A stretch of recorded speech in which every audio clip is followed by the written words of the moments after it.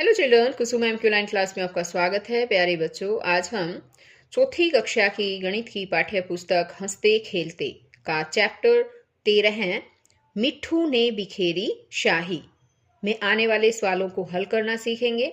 ये इस चैप्टर की सेकंड वीडियो है। इससे पहले भी मैंने एक और वीडियो बना रखी है। अगर आपने उसमें आए हुए सवालों को हल करना नहीं सीखा है तो आप मेरे चैनल ऑनलाइन स्टडी हब की प्लेलिस्ट में जाकर वो वीडियो देख सकते हैं, सवालों को हल करना सीख सकते हैं।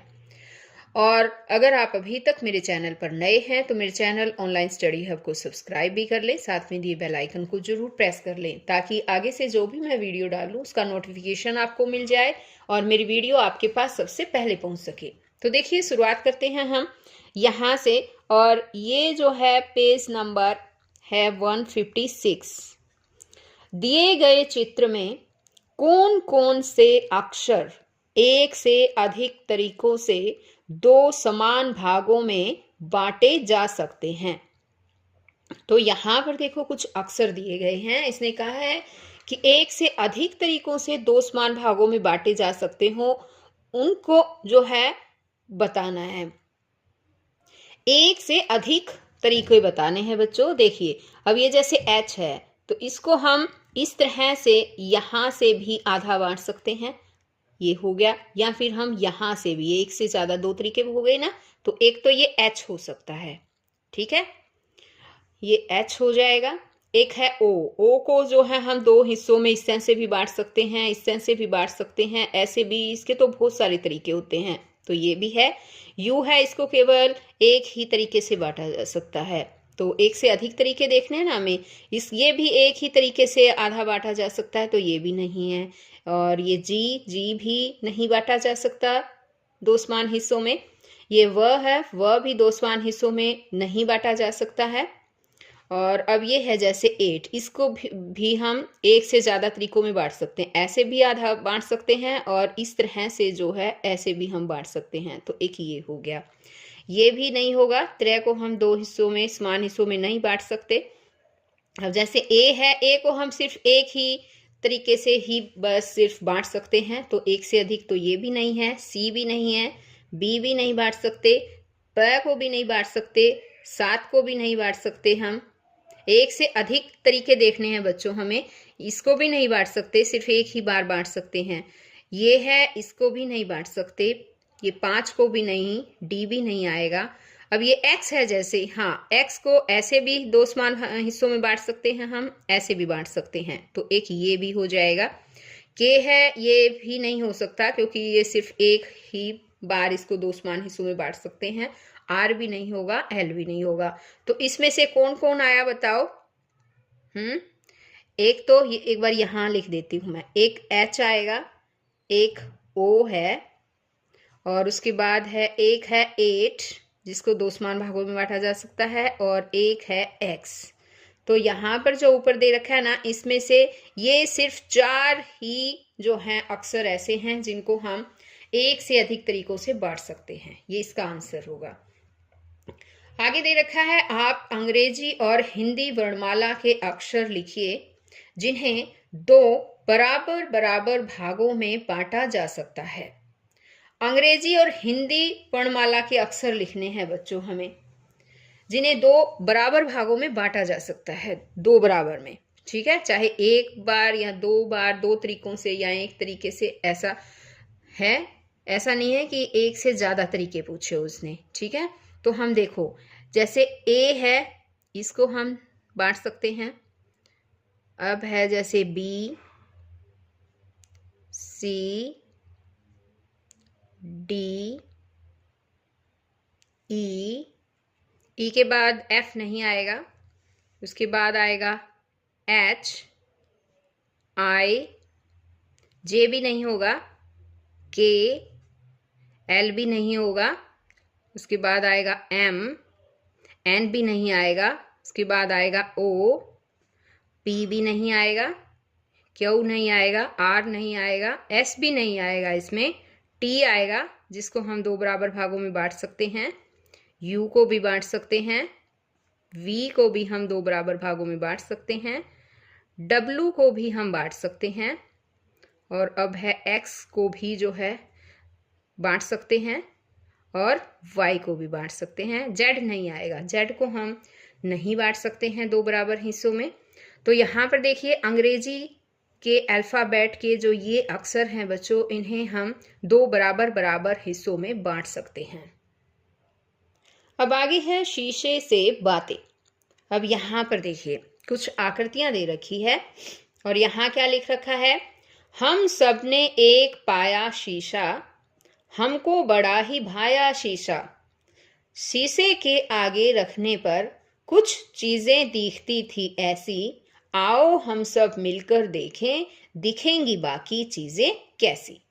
तो यहाँ पर जो है ये एक पोइम दी गई है और इसमें कहा गया है कि हम सब ने एक शीशा पाया और हमारे मन को वो शीशा बहुत भा गया था। शीशे के आगे जब हमने कुछ चीज़ें रखी तो वो हमें इस तरह से दिख रही थी और बाकी चीज़ें भी हम देखेंगे कि वो हमें कैसी दिखाई देगी। ठीक है, तो एक बार देखें हम कि शीशे के आगे रखने से चीज़ें कैसे दिखाई देती हैं।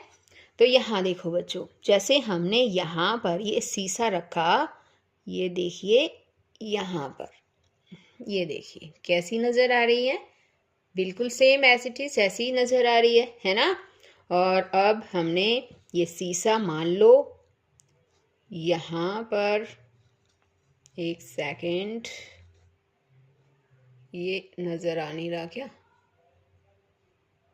ये देखिए, ये देखो ऐसे रखा तो सेम ऐसा ही नज़र आ रहा है ना।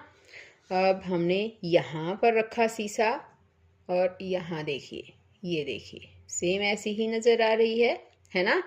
इस तरह से अगर हम यहाँ पर शीशा रखते हैं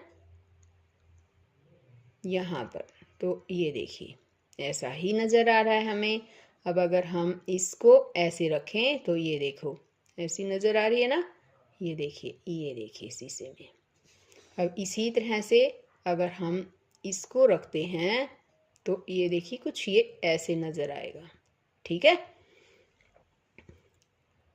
अब यहाँ पर देखो ये पेंसिल दे रखी है ना जो, अब इसको भी एक बार अगर बीचों बीच हम रखते हैं तो यहाँ पर देखो ऐसी नज़र आई ना, सेम जैसी ये है शीशे में भी हमें दूसरी साइड भी ऐसी ही नज़र आ रही है।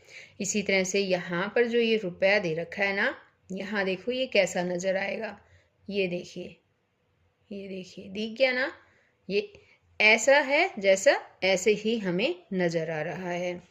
अब आगे इसने कहा है, आईने के स्थान पर खींची गई रेखा ही सममिति रेखा है। यहाँ पर देखो आईने के स्थान पर जो यहाँ पर जो रेखा खींची गई ना बच्चों, इसको सममिति रेखा बोलते हैं। ठीक है, ये रही सममिति रेखा, ये रही सममिति रेखा बोलते हैं।